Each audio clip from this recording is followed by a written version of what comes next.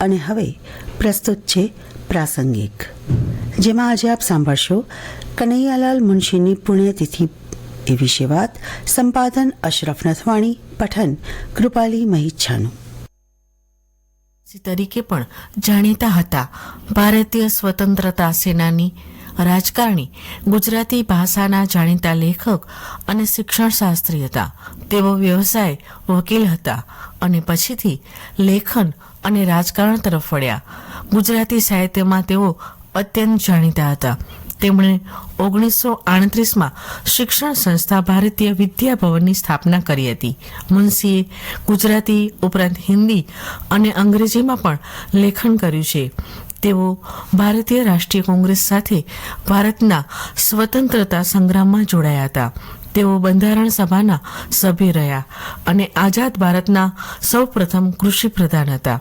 ઉત્તર પ્રદેશના બીજા રાજ્યપાલ તરીકેની ફરજ બજાવ્યા બાદ નહેરુ સાથે મતભેદના લીધે સ્વતંત્ર પક્ષમાં જોડાયા. 1960માં સક્રિય રાજકારણમાંથી નિવૃત્તિ લીધા બાદ પાછળથી તેમણે વિશ્વ હિન્દુ પરિષદની સ્થાપનામાં અગ્રીમ ભૂમિકા ભજવી. તેમનો જન્મ 30 ડિસેમ્બર 1887ના રોજ ભરૂચમાં માણેકલાલ અને તાપીબાને ત્યાં થયો હતો. તેમનો શાળાકીય અભ્યાસ RS દલાલ હાઈસ્કૂલમાં થયો હતો.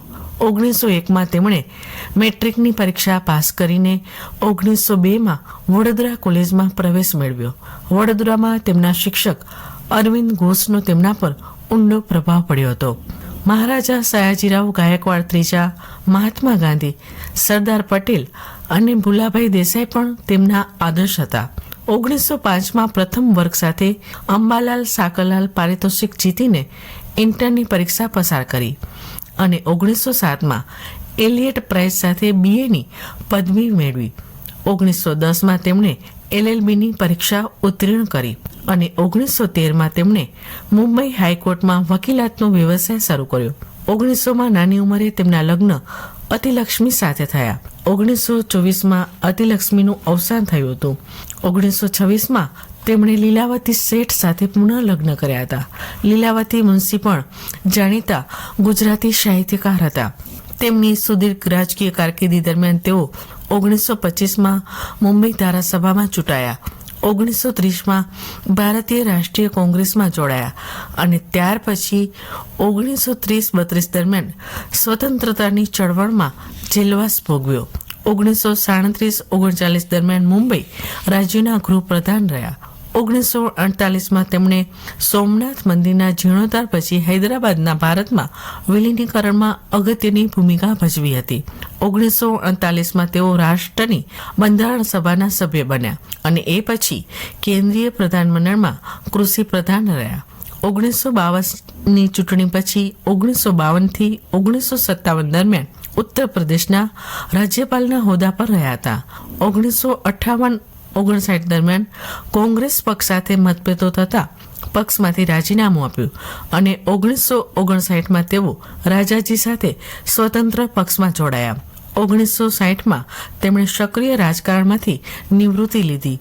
સાહિત્યની સેવાના પ્રારંભ રૂપે તેમણે 1912માં ભાર્ગવ અને 1922માં ગુજરાત માસિકનો પ્રારંભ કર્યો.